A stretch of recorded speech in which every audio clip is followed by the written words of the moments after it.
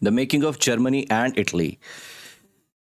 इसमें भी 3 पार्ट हैं, making of Germany, making of Italy and making of Britain.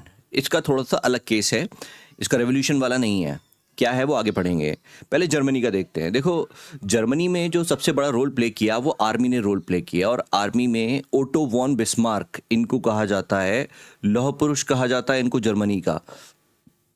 Iron fist, a man with iron fist. शुरुआत में जब नेशनलिज्म आया था तो उसमें लिबरलिज्म और लोगों की आज़ादियों का ख्याल रखने का एक विचार था, लेकिन जैसे जैसे वक्त बढ़ता चला गया, नेशनलिज्म जो है ना अपनी लिबरल और डेमोक्रेटिक रूट से अलग होने लगा। अब वो क्या होने लगा, अब उसका पर्पस बस एक होने लगा कि हमें अपने नेशन को पावरफुल बनाना है, और इस चीज़ का फ़ायदा उठाया कंजर्वेटिव्स ने। उन्होंने इस नेशनलिस्ट सेंटिमेंट्स का फ़ायदा उठाया और उन लोगों की उस एनर्जी को यूटिलाइज किया, पूरे के पूरे जो अलग अलग स्टेट हैं छोटी छोटी फैली हुई थी उनको यूनाइट करने में और वहाँ पर कंजर्वेटिव ऑर्डर लाने में, ना कि लिबरल और डेमोक्रेटिक ऑर्डर लाने में। शुरुआत की अगर हम बात करें तो 1848 में लिबरल्स ने कोशिश करी थी जर्मनी को यूनाइट करने की फ्रैंकफर्ट पार्लियामेंट के ज़रिए से, बट उससे कोई फ़ायदा नहीं हुआ था। और नतीजे में क्या हुआ था, नतीजे में ये था कि उनको सप्रेस कर दिया गया था, किनके द्वारा, मोनार्की, मिलिट्री और जंकर्स कहा जा रहा है लैंड ओनर्स। क्योंकि अगर जो रेवोल्यूशन या जिस तरीके का सिस्टम ये लाना चाह रहे थे लिबरल्स, अगर वो सिस्टम आ जाता तो मोनार्की की पावर बहुत लिमिटेड हो जाती, मिलिट्री की पावर बहुत लिमिटेड हो जाती, और जंकर्स जो लैंड ओनर्स थे वो तो बिल्कुल ही खत्म हो जाते। तो उन सब ने एक साथ मिलकर इन सबको सप्रेस कर दिया। ये सप्रेस तो हो गए, लेकिन ये ख़त्म नहीं हुए पूरी तरीके से। अब आर्मी ने इसको यूनाइट कैसे किया। ओटो वॉन बिस्मार्क ये एक मिलिट्री कमांडर भी थे जर्मन प्रशियन आर्मी के। देखो, एक स्टेट प्रशिया है, कुछ और स्टेट भी हैं, कुछ और स्टेट भी हैं, कुछ और स्टेट भी हैं जो सारी की सारी जर्मन स्पीकिंग हैं। अब इन सारी स्टेट्स को यूनाइट करने का किसी न किसी एक स्टेट को बीड़ा उठाना पड़ेगा, और ये लीडरशिप ली ओटो वॉन बिस्मार्क के द्वारा ली गई। और वो ओटो वॉन बिस्मार्क जो थे वो थे प्रशिया के। प्रशिया की एक मिलिट्री कमांडर थे, यूँ कहिए ये प्रशिया के जो है वो चांसलर थे, मिलिट्री कमांडर भी थे, ये प्रशिया के चांसलर। ओटो वन बिस्मार्क जो है वो प्रशिया के चांसलर थे। इन्होंने 3 अलग अलग जंग लड़ी, 7 ईयर्स वॉर उनको कहा जाता है। 7 ईयर्स वॉर के जरिए इन्होंने बता दिया कि प्रशिया कितना ज़्यादा पावरफुल है। इन्होंने 7 साल तक जंग लड़ी, किस किस से, ऑस्ट्रिया, डेनमार्क और फ्रांस, और तीनों में ही बहुत ही अद्भुत इन्होंने अपनी क्षमता का जो है वो प्रदर्शन किया। और इसमें इन्होंने तीनों ही कंट्रीज से जो जंग लड़ी इन्होंने 7 अलग अलग सालों तक, वो तीनों में इनको फतेह हासिल हुई। और उसके बाद में इन्होंने बता दिया कि भाई जर्मनी कितना पावरफुल है, जो अब जो जर्मन स्टेट बनेगी वो काफ़ी पावरफुल होगी, तो आप लोग हमसे हमारे ऊपर उंगली उठाने से पहले या हमें आंख दिखाने से पहले सोच लेना। इन्होंने 1871 में पूरे के पूरे जितनी भी जर्मन स्टेट्स थी, जर्मन स्पीकिंग स्टेट्स थी, उनको यूनाइट किया। और जो राजा थे जिनका नाम था किंग विल्हम द फर्स्ट, देखिए इससे पहले जिनको प्रोक्लेम करने के लिए फ्रैंकफर्ट पार्लियामेंट में जिनको प्रपोजल दिया गया था कि आप कॉन्स्टिट्यूशन मोनार्क जर्मनी के, आप कॉन्स्टिट्यूशन मोनार्क बन जाइए, उनका नाम था फ्रेडरिक विलियम द फोर्थ। ये किंग विलियम द फर्स्ट है। इनको वर्साइल एक जगह है वहाँ पर, हॉल ऑफ मिरर्स, वहाँ पर इनको जो है वो वहाँ का राजा घोषित कर दिया गया है, जो जर्मन यूनिफाइड स्टेट बनकर आई थी। इससे क्या हुआ था कि अब इन्हें कहा गया कि ये पूरा का पूरा हमारा जर्मन एम्पायर होगा, और इसके राजा जो हैं वो विलियम द फर्स्ट हैं। ये आप फोटो देखिए, इस फोटो में आपको पता चलेगा, जो वाइट में हैं बीच में आपको दिख जाएंगे, ये ओटो वॉन बिस्मार्क हैं, ये राजा विलियम हैं, और इनके साथ में जो है प्रशिया के आर्मी जनरल जिनका नाम है जनरल वॉन रून। इधर लेफ्ट में आप देखेंगे, यहाँ ये राजा के बेटे हैं। ओटो वॉन बिस्मार्क बड़ी शान से इनको देख रहे हैं जैसे कि इनके किसी एक बहुत बड़े मंसूबे को कामयाबी मिली, और एक्चुअली ऐसा हुआ था। ये एक पेंटिंग है, फोटो नहीं है, ये पेंटिंग बनाई गई है एक आर्टिस्ट के द्वारा जिनका नाम है एंटन वन वर्नर। उन्होंने ये पेंटिंग गिफ्ट करी थी किनको, ओटो वॉन बिस्मार्क को गिफ्ट करी थी जब वो 70 साल के हुए थे। अब देखो, इससे पहले आगे बढ़ें, थोड़ा सा पीछे देख लेते हैं। जैसे ही यूनाइट हुआ, अब इन्होंने कहा लोग यूनाइट तो हो गए हैं, लेकिन अब हमें लोगों की कुछ ना कुछ, लिबरल्स की भी कुछ ना कुछ बातें हमें माननी पड़ेंगी। तो उन्होंने कोशिश ये करी, जितना भी लिबरल्स में ये बिजनेस क्लास लोग थे उन सब के लिए इन्होंने जो बैंकिंग सिस्टम है और लीगल सिस्टम है, जुडिशियल सिस्टम है, उस सब को इन्होंने रिवाइव किया, मॉडर्नाइज किया। नए नए स्टैंडर्ड सेट किए गए, यूनिफॉर्म स्टैंडर्ड सेट किए गए करेंसी के लिए और मेजरमेंट्स के लिए, जिस बिल्कुल ठीक इस तरह से जिस तरह से नेपोलियन ने किया था अपने आने के बाद में। एटलीस्ट इन लोगों का सपोर्ट मिल जाएगा। यूनिफाइड जर्मन स्टेट कुछ इस तरह दिखती थी। देखो ये पूरा ब्लू, ये जो ऑरेंज ऑरेंज जैसा लग रहा है, ये इसमें ग्रीन, जो डार्क ग्रीन पोर्शन है ऑस्ट्रियन एम्पायर वाला, इसको निकाल दें तो ये पूरा जो जर्मन है, ये अलग अलग जर्मन स्पीकिंग स्टेट्स थी। इन सब को यूनाइट कर दिया गया एक लीडरशिप के अंडर, जिसका नाम था जर्मन एम्पायर। इसको लीड किया प्रशा ने। ये प्रशा आपको ब्लू में दिख जाएगा, ये प्रशा है। प्रशा ने ये ग्रीन, येलो और ऑरेंज, ये अलग अलग जर्मन स्पीकिंग स्टेट्स थी, अलग अलग राज्यों के अंडर में थी। कोई फ्रांस के, कोई ऑस्ट्रिया के, कोई और अलग किसी एम्पायर के अंडर में थी। इन सब के साथ इन्होंने 7 साल तक जंग लड़ी और इनसे ये जर्मन स्पीकिंग स्टेट्स छीन ली एक तरह से, और फिर उनको एक साथ मिलाकर जर्मन एम्पायर इस्टेब्लिश कर दिया। ये देखिए, अब ऐसा नहीं है, ये जितना कह दिया गया उतना आसान है नहीं। जर्मन पार्लियामेंट, उस वक्त की जो भी पार्लियामेंट रही होगी उस वक्त की, अब भाई डेमोक्रेटिक पार्लियामेंट तो नहीं रही होगी, जाहिर सी बात है, मोनार्की थी, तो जो भी पार्लियामेंट रही थी, ये एक वोटो वन बिस्मार्क साहब जो है, ऐसा महसूस हो रहा है कि हंटर चलाते हुए दिख रहे हैं, और जितने भी मेंबर्स हैं पार्लियामेंट वो नीचे झुके हुए हैं। यानी कि जब ओटो वॉन बिस्मार्क कोई बात कह रहे हैं तो उनके सामने, उनके काउंटर में कोई और एमपी अपनी बात नहीं कह पा रहा है, और ओटो वॉन बिस्मार्क इतने ज़्यादा डोमिनेंट हैं कि उन्हीं की बात सबको माननी पड़ रही है। ये हंटर इस चीज़ को दिखा रहा है, और लोग जो छिप रहे हैं वो इस तरह से कि भाई उनकी बातों का जवाब लोगों के पास नहीं है, वो छिप रहे हैं। कहीं ऐसा ना हो कि भाई ये जो ओटो वॉन बिस्मार्क साहब हैं, ये हमारे ऊपर भी कोई हंटर चला दें। इससे बेहतर ये है कि जो ये कह रहे हैं उस बात को खामोशी से मान लिया जाए। अब आगे बढ़ते हैं, वो है इटालियन यूनिफिकेशन। जिस तरह से जर्मनी का हुआ, इटली का भी हुआ। इटली की भी छोटी छोटी स्टेट्स थी, जिस तरह जर्मनी की छोटी छोटी स्टेट्स थी, जैसे कि ये जर्मन स्पीकिंग स्टेट्स हैं, इसमें लीड लिया प्रशा ने। इसी तरह इटालियन स्पीकिंग स्टेट्स हैं छोटी छोटी, उसमें लीड एक और स्टेट लगी जिसका नाम था सार्डिनिया एंड पाइडमोंट। ये देखिए, ये एक मैप देखिए, ये जो आप देखेंगे ऑरेंज में, ये सार्डिनिया और पाइडमोंट है। बेसिकली ये सार्डिनिया, सेवॉय दे रखा है, ये सार्डिनिया और पाइडमोंट है। इन्होंने जो है वो क्या किया, इन्होंने इटालियन, ये अलग अलग इटालियन स्पीकिंग स्टेट्स है, जितनी भी ये पूरे नीचे का पेनिनसुला है, ये इटालियन स्पीकिंग है। इन्होंने ये हिम्मत ये करी कि हमें यूनाइट करना है पूरे के पूरे इटली को एक लीडरशिप के अंडर। ये जो ब्लू वाला पोर्शन है, ये आप देखिए, पता लग रहा है ये ऑस्ट्रिया के कंट्रोल में था। ये जो पिंक वाला है, पेपल स्टेट लिखा हुआ है। पेपल क्या, यानी कि पोप के अंडर में था। Roman pope, holy Roman empire, ये जो बचा हुआ था थोड़ा बहुत, ये पोप के अंडर में था। जो ये ग्रीन वाला है, टस्कनी और मोडेना पार्मा देखेंगे आप, ये जो ग्रीन वाला पोर्शन है, ये इंडिपेंडेंट इटालियन स्पीकिंग स्टेट्स थी। ये थी तो इटालियन स्पीकिंग, मगर इंडिपेंडेंट थी, किसी राज्य के अंडर में नहीं थी। और ये जो आप सबसे नीचे की तरफ देखेंगे, किंगडम ऑफ टू सिसिलीज जिसको कहा गया है, ये थे हैब्सबर्ग, सॉरी, ये थे बर्बन एम्पायर के अंडर में। हिस्टोरिकल फ्रेगमेंटेशन अभी हमने पढ़ा कि पोप के कंट्रोल में कौन सा एरिया था, ऑस्ट्रिया के कंट्रोल में कौन सा था, बर्बन के कंट्रोल में कौन सा था। इन सब से बाकायदा छीना गया, जिस तरह से प्रशा ने छीने अपने German speaking states. Cultural diversity थी यहाँ पर, लेकिन एक चीज़ जिनको कॉमन, इनको एक साथ बांधती थी, वो थी इटालियन लैंग्वेज। इनमें सबसे बड़ा नाम आता है, हमने पहले भी पढ़ा था रेवोल्यूशनरीज में, ये थे ज्यूसीपी मैज़िनी। मैज़िनी का एक विजन था, उन्हें लगता था कि इटली को यूनाइट होना चाहिए। 1830 में उन्होंने यंग इटली नाम की ऑर्गेनाइजेशन बनाई भी थी, और इन्होंने कई सारी और अलग अलग सीक्रेट सोसाइटीज बनाई थी, क्योंकि ओपनली बना नहीं सकते थे। कंजर्वेटिव्स का हंटर चल रहा था उस वक्त। कंजर्वेटिव्स जो थे वो इन लोगों के साथ खिलाफ थे। कई बार इन्होंने रेवोल्यूशन करने की भी कोशिश करी। एक 31 में किया इन्होंने रेवोल्यूशन, जो फेल हो गया, और फिर इन्होंने एक रेवोल्यूशन किया 48 में, ये रेवोल्यूशन भी फेल हो गया। अब सारा का सारा जो दारोमदार है वो आ गया था सार्डिनिया पाइडमोंट के ऊपर, इटली को यूनाइट करने का, इस इटली को पूरे यूनाइट करने का एक ही एम्पायर के अंडर में। विक्टर इमैनुअल II जो वहाँ के बादशाह थे, उन्हें लगा कि ये जिम्मेदारी अब हमारी बनती है। इनके प्राइम मिनिस्टर थे इमैनुअल II के, जो किंग इमैनुअल II है, विक्टर इमैनुअल II, इनके प्राइम मिनिस्टर थे कैमिलो डी कैवोर। सार्डिनिया पाइडमोंट के थे। ये क्रांतिकारी तो नहीं थे, लेकिन दिमाग के बहुत तेज थे। इन्होंने कुछ ऐसी जुगत लगाई, इन्होंने कुछ ऐसी स्ट्रैटेजी बनाई जिससे इन्होंने भी अलग अलग जंग लड़ी, डिप्लोमेसी भी करी इन्होंने और जंग भी लड़ी। इन्होंने भी अपना वही काम कर लिया जो कि ओटो वन बिस्मार्क ने जर्मन की यूनिफिकेशन में किया। इसकी मिसाल आप ऐसे समझ लीजिए, विक्टर इमैनुअल जो हैं उनको कुछ हद तक हम मान सकते हैं वहाँ के जर्मनी के प्रशा के जो किंग थे, जिनका नाम था विलियम द फर्स्ट, और ओटो वॉन बिस्मार्क को यहाँ पर हम उनके कंटेम्प्रेरी मानेंगे कैमिलो डी कावौर को, जो कि यहाँ के चीफ मिनिस्टर थे। कावौर ने फ्रांस के साथ में अलायंस करी, पहले तो फ्रांस के साथ में दोस्ती करी और उसके साथ में उन्होंने फिर ऑस्ट्रिया को हरा दिया 1859 में, और ऑस्ट्रियन कंट्रोल में जो हिस्सा था लोम्बार्डी और वेनेशिया का इटालियन स्पीकिंग, उसको उन्होंने अपने साथ मिला लिया। फिर उसके बाद में आए साहब ज्यूसेपी गैरीबाल्डी। मैज़िनी तो ये नहीं देख पाए थे, मैज़िनी का रोल हमने देखा पहले था, लेकिन बाद में हमें मैज़िनी का नाम नहीं दिखता है।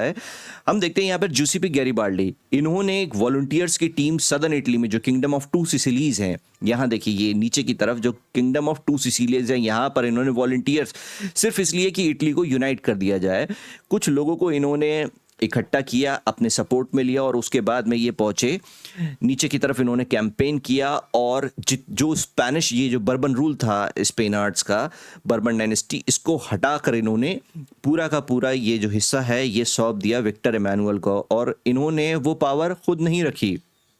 इन्होंने कहा नहीं, मेरा काम सिर्फ ये है कि इटली को आज़ाद करके और यूनाइट करा दूं। इन्होंने जो नीचे का हिस्सा था किंगडम ऑफ टू सिसिलीज, उसको स्पेनिश रूल से, ये जो बर्बन डायनेस्टी का था उससे हटाया और फिर ये विक्टर एमानुएल को दे दिया।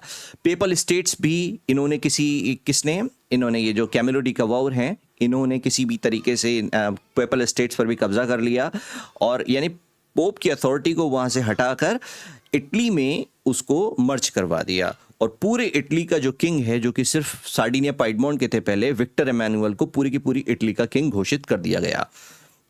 ये देखिए लेफ्ट में आप देखिए इटली जो है वो डिवाइडेड इटली है, किस तरीके से अलग अलग पार्टीज के द्वारा रूल की जा रही थी, और अब इसको पूरी की पूरी एक इटली के अंडर में रूल कर दिया गया।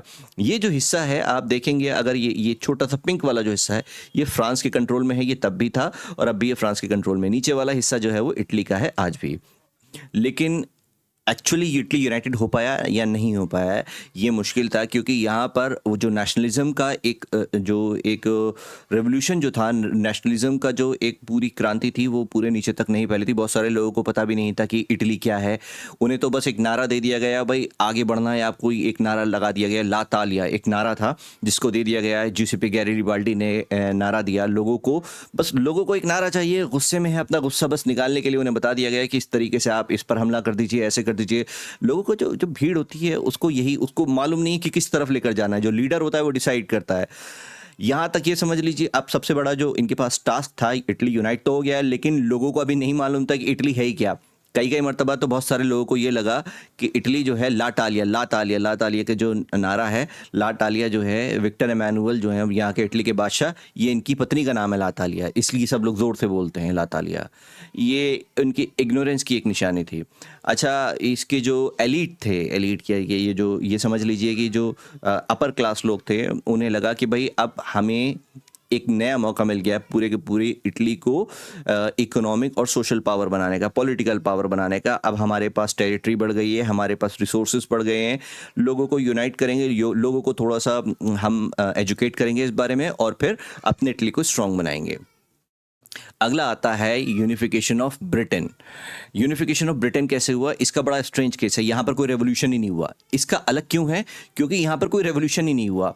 इन दोनों जगह पर हुए रेवोल्यूशन, आर्मीज लड़ी, लेकिन यहाँ पर कोई रेवोल्यूशन नहीं हुआ। छोटे छोटे रेबेलियंस हुए जिनको कुचल दिया गया। देखिए इंग्लैंड जो है वो बना कैसे, ब्रिटेन इंग्लैंड ग्रेट ब्रिटेन हम ये कहते हैं, ये है क्या? इसको देखो पहले तो ये एक लेफ्ट साइड में आप देखेंगे फिगर दे रखी है। ये फिगर को कहा जाता है, इन चारों चीज़ों को, ये सब अलग अलग है ना, ये सब इन सब को मिलाकर कहा जाता है British Isles, ISLES, British Isles पढ़ा जाएगा इसको। This is British Isles. ये चारों हिस्से इसमें, ये पूरा आयरलैंड आएगा, ये नदर्न आयरलैंड है येलो वाला, और ये नीचे वाला सदर्न आयरलैंड है। ये पूरा आयरलैंड आएगा इसमें। ऊपर का हिस्सा ये स्कॉटलैंड है, रेड वाला पार्ट ये इंग्लैंड है, और ये ग्रीन वाला पार्ट जो है वो वेल्स है। इसका यूनिफिकेशन कैसे हुआ था देखो, किंगडम ऑफ इंग्लैंड था 927 से लेकर 1707 तक ऊपर की तरफ। ये देखो इसमें इन्होंने वेल्स को अपने साथ मर्ज कर लिया। वेल्स वॉज मर्ज्ड, वेल्स की अपनी आइडेंटिटी फिर खत्म हो गई और वो इंग्लैंड की आइडेंटिटी के साथ में मर्ज हो गई। ये था किंगडम ऑफ, पहले भी किंगडम ऑफ इंग्लैंड था, अब भी किंगडम ऑफ इंग्लैंड ही रहा। इसमें फिर इन्होंने क्या किया, ऊपर ये किंगडम ऑफ स्कॉटलैंड है, इसको भी अंदर अपने मिला लिया, और फिर इन तीनों चीज़ों को नाम दिया किंगडम ऑफ ग्रेट ब्रिटेन। इन तीनों को, जिसमें वेल्स है, स्कॉटलैंड है और इंग्लैंड है, इन तीनों को नाम दिया गया है किंगडम ऑफ ग्रेट ब्रिटेन। और फिर उसमें आयरलैंड भी बाद में ज्वाइन हो गया था, या यूं कर ली ज्वाइन किया गया था। आयरलैंड का पूरा आयरलैंड का जो ये कॉन्टिनेंट है, छोटा सा कॉन्टिनेंट तो कहना गलत होगा, आयरलैंड का जो आइलैंड है, इसको भी इन्होंने पूरा का पूरा अपने साथ मिला लिया था। लेकिन फिर क्या हुआ, बाद में यहाँ पर कैथोलिक और प्रोटेस्टेंट्स के बहुत सारी झड़प हुई, जिसमें फिर जो नीचे का हिस्सा है ये अलग हो गया और ये सदर्न आयरलैंड बन गया, और नदर्न आयरलैंड आज के तारीख के ब्रिटेन का पार्ट है। पीछे की तरफ देखते हैं और पढ़ते हैं कि इसमें हम क्या क्या देखने वाले हैं। देखिए, ये जैसे मैंने पहले ही बताया, अचानक से कोई रेवोल्यूशन नहीं हुआ है, धीरे धीरे ही उभर कर आई है। यहाँ पर 4 अलग अलग आइडेंटिटीज़ थी, एथनिक डाइवर्सिटीज़ थी। वो कौन कौन सी थी? आयरिश, मैंने आपको बताया, आयरलैंड वाली, इंग्लिश इंग्लैंड वाली, वेल्श वेल्स वाले, और स्कॉटिश स्कॉटलैंड वाले। इंग्लिश असेंडेंसी, असेंड का मतलब क्या होता है? एसेंडेंसी का मतलब है नीचे से ऊपर की तरफ बढ़ना, असेंड नीचे से ऊपर की तरफ बढ़ना।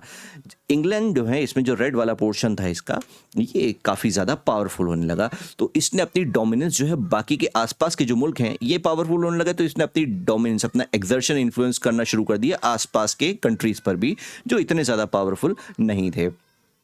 1688 में एक बड़ा वाकया हुआ यहाँ पर कि राजा की जो पार्लियामेंट थी उसने यहाँ पर राजा को हटा दिया और इस पर कब्जा कर लिया इंग्लैंड पर।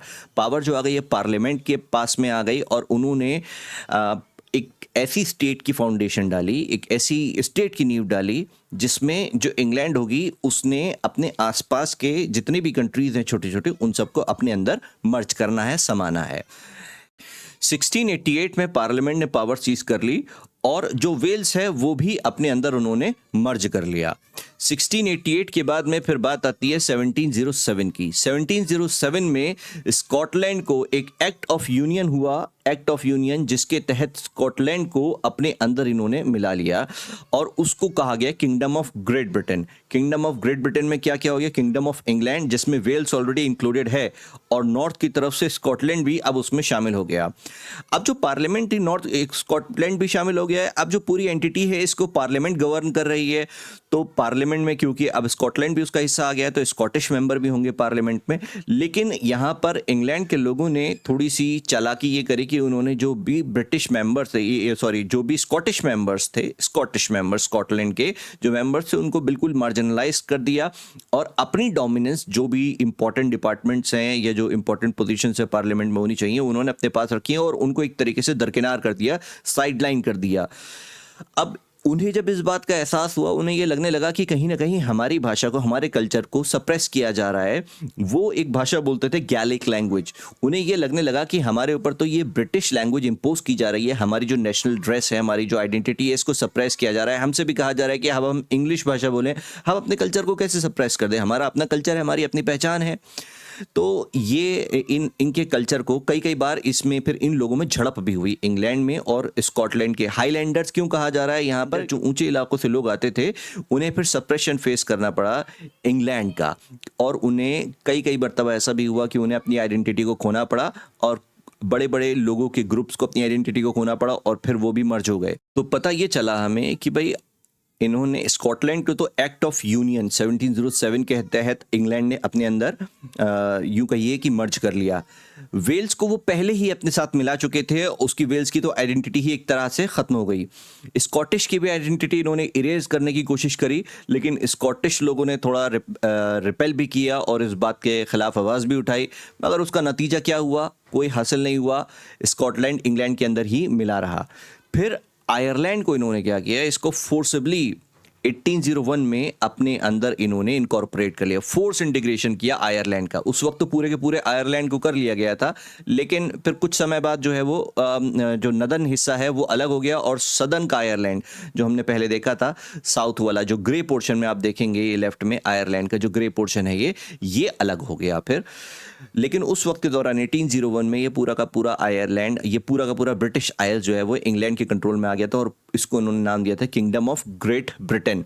उन्होंने बाकी लोगों के जो कल्चर थे उसको सप्रेस करना शुरू किया और अपनी आइडेंटिटी को प्रमोट करना शुरू किया। इंग्लिश कल्चर को उनके ऊपर इम्पोज करना शुरू किया। यूनियन जैक क्या होता है, अगर आप देखेंगे इंग्लैंड का झंडा बना होता है, तो ये अगर झंडे जैसा है, मैं बड़ा ही ख़राब तरीके की ड्राइंग बना रहा हूँ, आप प्लीज़ इसको समझिए। ये जो एक निशान जैसा होता है ना, यूनियन जैक कहा जाता है। ये इन्होंने अपने कल्चर को इनके ऊपर इम्पोज करना शुरू किया वहाँ पर, और उनके कल्चर को कहीं ना कहीं सबऑर्डिनेट कर दिया गया।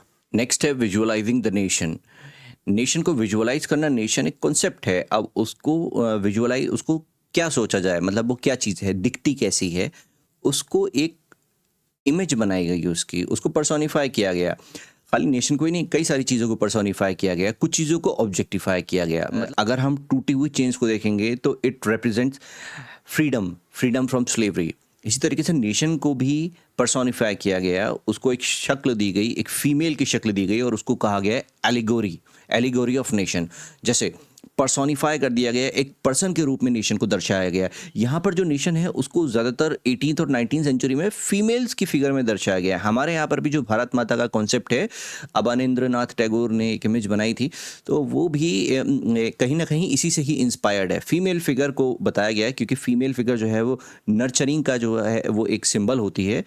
तो इससे जो नेशन को ऐसे दर्शाया गया है कि नेशन जो है वो एक फीमेल फिगर, जिस तरीके से एक माँ होती है वो नर्चर करती है अपने बच्चे को, इसी तरीके से जो नेशन है वो अपने सिटीजन, जो उसके रहने वाले लोग हैं, उसको नर्चर करता है, और या जो नेशन है वो नर्चर करती है। फ्रांस की जो एलिगोरी थी उसका नाम था मेरियन। कई मर्तबा उसको तो जो पोस्टल स्टैम्प्स थे वो उसके नाम के भी पोस्टल स्टैम्प्स निकाले गए। ये आप देखिए, एक पोस्टल स्टैम्प है फ्रांस का, और इसमें 1850s का ये एक ईयर पढ़ा हुआ है। यानी 1850s में जो फ्रांस में पोस्टल स्टैम्प था वो मेरियन की फ़ोटो उस पर बनी हुई थी। यानी कि जो फ्रांस की जो एलिगोरिकल रिप्रेजेंटेशन है फ्रांस नेशन की, जैसे हमारे यहाँ भारत माता है, उनके यहाँ मेरियन है। आगे हम बढ़ते हैं, ये आप देखेंगे तो जर्मनी की है जर्मेनिया।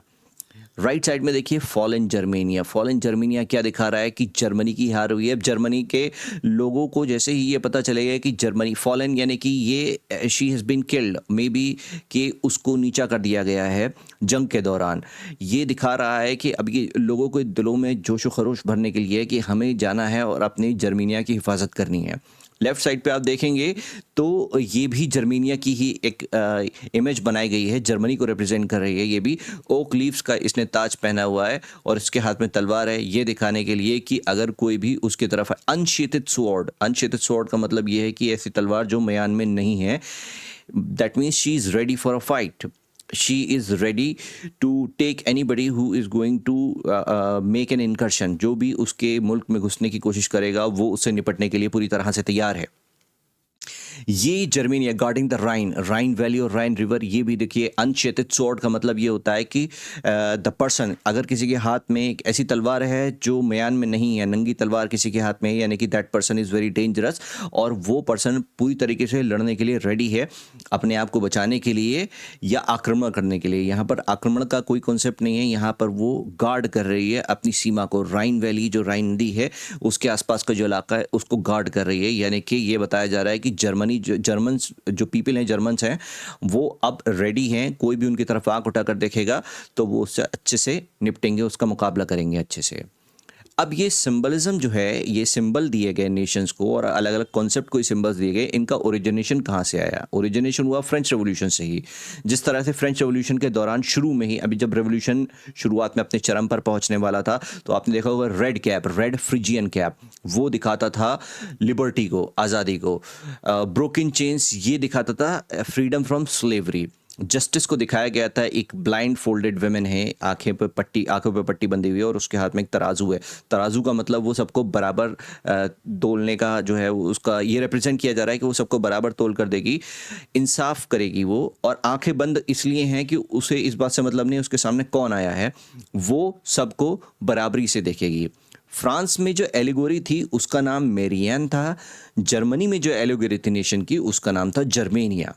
फ्रांस में जो आइडियल्स थे, मेरियन जिन आइडियल्स को रिप्रेजेंट कर रही थी, वो आइडियल्स थे लिबर्टी और रिपब्लिक के, लिबर्टी एंड रिपब्लिक। उसके एट्रीब्यूट्स थे red cap, Phrygian cap, tricolour national flag, 3 रंग का, वाइट, रेड और ब्लू, और एक कॉकेट था। ये मैं आपको दिखाता हूँ ये क्या था, देखिए। ये फ्रिजियन कैप है, ये रेड कैप, आप इसे देखेंगे तो आपको पता लग जाएगा रेड कैप ये भाई साहब ने पहन रखी एक पेंटिंग है। ये गुस्से में लग रहे हैं, ऐसा मालूम दे रहा है कि ये कोई रेवोल्यूशनरी हैं और ये जो है वो अपना एफर्ट देने के लिए तैयार हैं।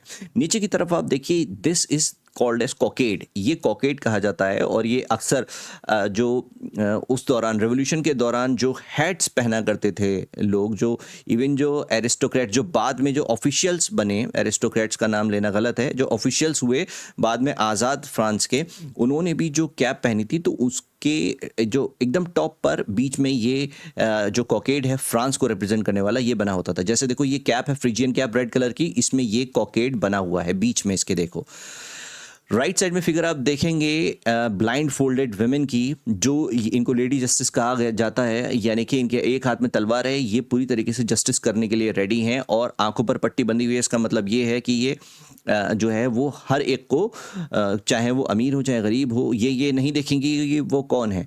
तराजू इस बात को दर्शा रहा है कि वो इंसाफ करेंगे, बराबर तोल कर देंगी, जितना जिसने किया है उसको उतना ही मिलेगा, उससे ज़्यादा ना उससे कम।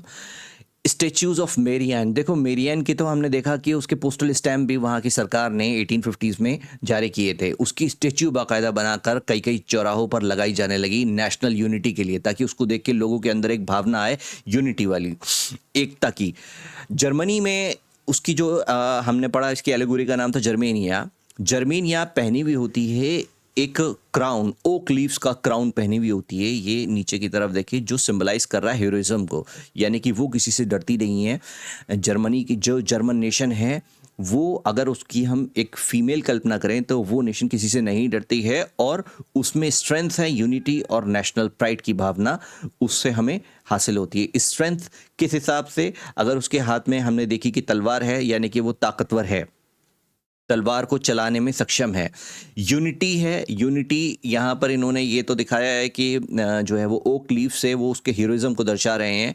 यूनिटी उसकी जो एलिगोरी है, उसकी पूरी की पूरी एलिगोरी, जो उसकी पूरी कल्पना है वो यूनिटी को दर्शा रही है। और नेशनल प्राइड, जिस तरीके से वो आगे बढ़कर राइन रिवर पर आप देखिए, ये देखिए जिस तरह से आगे बढ़कर ऐसा लग रहा है कि शी इज कंप्लीटली कॉन्फिडेंट और वो पूरी तरीके से रेडी है अपने नेशन को डिफेंड करने के लिए।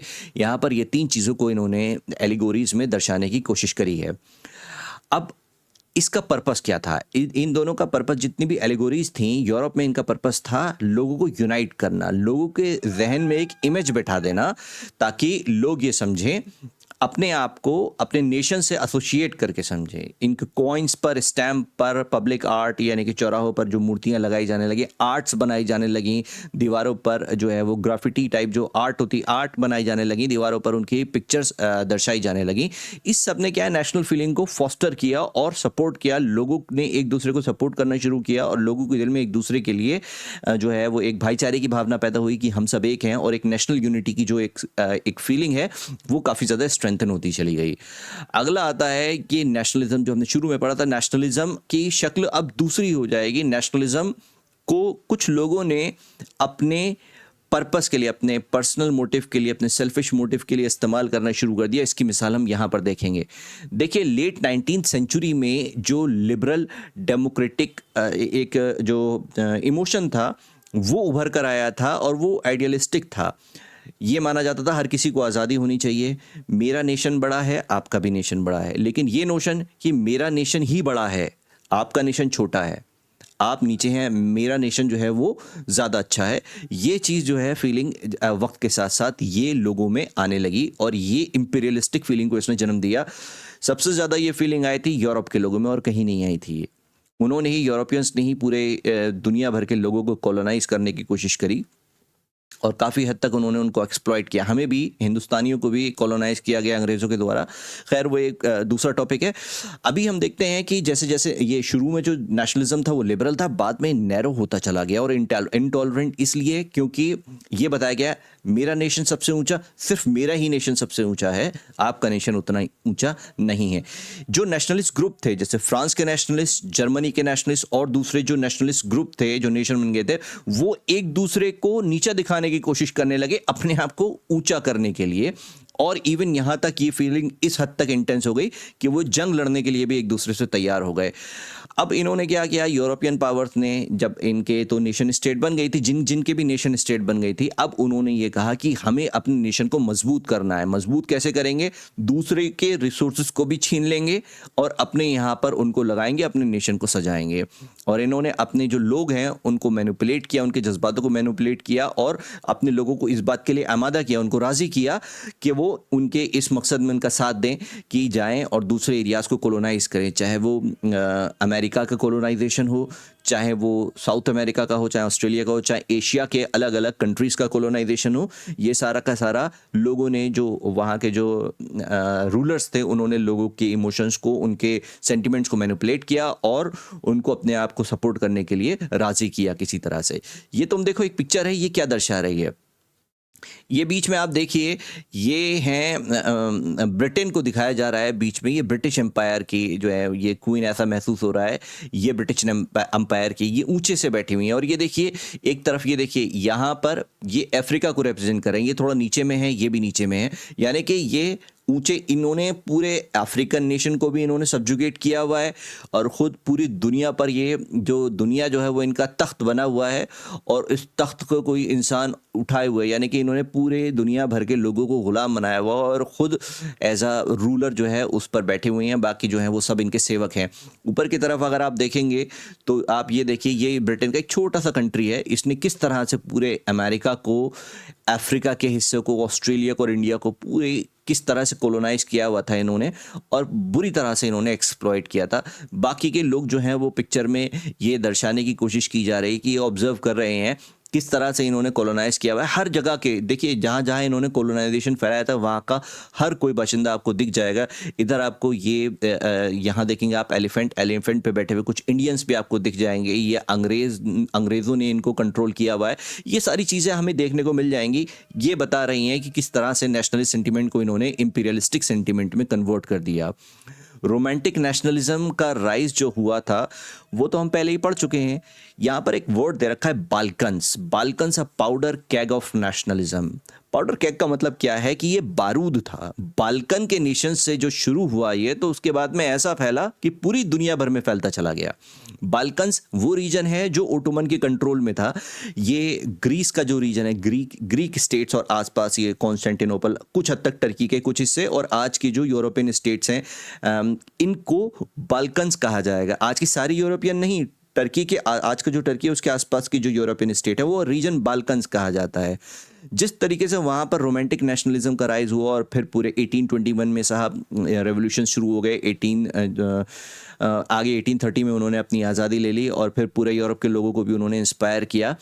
इस तरह से उससे फिर आगे जाकर बाकी के कंट्री जैसे Romania, Bulgaria, Albania, Macedonia, Croatia, Bosnia Herzegovina, Slovenia, Montenegro, ये सारे ओटोमन एम्पायर के हिस्से थे। शुरू में तो ग्रीक्स ही अलग हुए, बाद में ये धीरे धीरे करके सब अलग होते चले गए। ये सारे बाल्कन नेशन में काउंट होंगे। ओटोमन एम्पायर ने बहुत कोशिश करी इनको अपने साथ रखने की, यानी यहाँ पर मॉडर्नाइजेशन की भी उन्होंने एफर्ट लगाने की कोशिश करी कि यहाँ पर मॉडर्नाइज किया जा सके, लोगों को कुछ हद तक ये लगे कि हाँ भाई हमारे रूलर्स भी इतने ख़राब नहीं हैं, उन्होंने हमारे लिए कोशिश की है। मगर अब काफ़ी देर हो चुकी थी। कहावत है ना, पछतात होत क्या जब चिड़िया चुग गई खेत। यहाँ पर वो जो नेशनलिज्म की लहर है वो पहुँच चुकी थी। अब लोगों को इससे कम कुछ चाहिए ही नहीं था। दे जस्ट वॉन्ट इंडिपेंडेंस और उन्हें अपना अलग नेशन फॉर्म करना था। वो किसी फॉरेन रूलर के द्वारा रूल नहीं किए जाने वाले थे। बाद में पहले तो ये है कि अपने ही रूलर के द्वारा रूल किए जाएंगे, फिर ये है कि वहाँ पर जो अपना रूलर भी अगर एक्सप्लॉइट करेगा तो ऑटोक्रेटिक होगा, तो उसको हटाकर फिर लिबरल नेशनलिज्म लेकर आएंगे। लेकिन फिर वो कुछ और ही बन गया, वो इंपीरियलिज्म की उसने शक्ल इख्तियार कर ली। बाल्कन को कहा गया है पाउडर केक। पाउडर केक का मतलब मैंने पहले भी बताया, फिर बता रहा हूं, बारूद का ढेर। ये बाल्कन्स का रीजन था। जिस तरह से ग्रीक इंडिपेंडेंस ने एक पूरी चेन जो है वो, जैसे डोमिनोज होते हैं एक के बाद एक पूरी चेन जो है वो, इन्होंने चेन रिएक्शन शुरू कर दी। पहले तो पूरे यूरोप क्यों किया उसने, और फिर पूरे के पूरे दुनिया में ये नेशनलिज्म की लहर फैलने लगी। हर कोई नेशन जो है वो अपनी आज़ादी की कल्पना करने लगा और उसके लिए कोशिश करने लगा। ओटोमन्स के एफर्ट्स मॉडर्नाइजेशन करने के वो नाकाम हुए। हालांकि वो मॉडर्नाइजेशन तो कर पाए लेकिन इन कंट्री को आज़ादी लेने से नहीं रोक पाए। अब बाल्कन्स कॉन्फ्लिक्ट जो है क्या हुआ था, ये जो नई नई स्टेट्स आज़ाद हुई थी इनके अंदर नेशनलिज्म तो आ रहा था, अब इनमें आपस में कंपटीशन होने लगा। आपस में क्यों कंपटीशन होने लगा कि भाई हम भी आज़ाद हो गए, ये भी आज़ाद हो, ये हमसे ज़्यादा पावरफुल कैसे हो गए, इनका नेशन हमसे ऊंचा कैसे हो गया, हमारा नेशन ज़्यादा ऊंचा है। ये सारी चीज़ें जो है ना अब उन लोगों के अंदर आने लगी। पहले तो ये था कि हम फॉरेन पावर से आज़ाद हो जाएं, अब जब फॉरेन पावर से आज़ाद हो गए तो ये दूसरा वाला मुझसे ज़्यादा कैसे हो गया। ये इंसानी फितरत जो है ना, जब ज़्यादा मिलता चला जाता है तो इंसान फिर लालच की तरफ आगे बढ़ता चला जाता है। यहाँ पर Russia, Germany, England, Austro Hungary, इन्होंने कोशिश करी अपना इन्फ्लुएंस पूरे के पूरे यूरोप में बनाने की, और फिर उन्होंने ये किया कि ये जो छोटी छोटी स्टेट्स आज़ाद हुए थे, ये जो बाल्कन नेशंस जो ये ओटोमन एम्पायर से टूट कर आए थे, इन्होंने इन पर अपना इन्फ्लुएंस, इन छोटे छोटे नेशंस पर रशिया, जर्मनी और इंग्लैंड ने अपना इन्फ्लुएंस डालने की कोशिश करी और इनको अपनी साइड लेने की कोशिश करी। आखिर में हुआ ये कि नतीजे में एक सीरीज ऑफ वॉर शुरू हो गए, और धीरे धीरे करके नतीजा ये हुआ, आखिर में ये सारा कुछ जो रिजल्ट निकल कर आया, लोग छिपाए हुए बैठे थे अपने अंदर का गुस्सा कि भाई ये मुझसे ज़्यादा कैसे हो गया पावरफुल, इसने ज़्यादा कॉलोनीज अख्तियार कर ली, मुझे ज़्यादा कॉलोनीज चाहिए। नतीजे में हुआ ये कि 1914 में वर्ल्ड वॉर 1 के रूप में ये नतीजा सामने आया, और फिर वर्ल्ड वॉर 2 में तो और ख़तरनाक इसका रूप हमें देखने को मिलता है। यूरोप के रिस्पॉन्स में मैंने आपको पहले भी बताया कि यूरोप के रिस्पॉन्स में जिस तरीके से नेशनलिज्म यूरोप में फैला था, पूरी दुनिया भर में जहाँ जहाँ कॉलोनीज थी, इन्होंने यूरोपियंस ने कॉलोनीज बना रखी थी, उन्होंने कहा कि भाई हमें भी इंडिपेंडेंस चाहिए, we also want our nation state just like you have formed. इस तरीके से नेशन स्टेट बनकर आई है। अब ये नेशन का कॉन्सेप्ट केवल यूरोप तक सीमित होकर नहीं रह गया था, ये नेशन का कॉन्सेप्ट पूरी दुनिया भर में फैल चुका था। लेकिन शुरुआत में जो नेशन का कॉन्सेप्ट आया था उससे ये काफ़ी अलग था। यूरोप में नेशनलिज्म जो है वो इंपीरियलिज्म की शक्ल ले चुका था। उन्होंने अपनी हिस्ट्री को, अपने आप को ऊंचा दिखाना शुरू कर दिया, और कई कई मर्तबा इसमें ऐसी बातें भी जोड़ी गई जो सच नहीं थी, और अपने आप को उन्होंने ऊंचा करके दूसरे को नीचा दिखाना शुरू कर दिया। नेशनलिज्म को हर किसी ने अपने एंगल से समझा, हर किसी ने अपने हिसाब से समझा, लेकिन वो फोर्स जो उभर कर आया वो काफ़ी ज़्यादा पावरफुल था, और उसने पूरी की पूरी ज्योग्राफिकल बाउंड्रीज और कंट्री की जो पॉलिटिकल सिस्टम है सबको हिलाकर रख दिया, सबको ट्रांसफॉर्म करके एक नई शेप दे दी। फिलहाल अभी के लिए इतना काफ़ी है। हमारा चैप्टर यहाँ पर मुकम्मल होता है। उम्मीद है आपको ये समझ में आया होगा। Have a good day.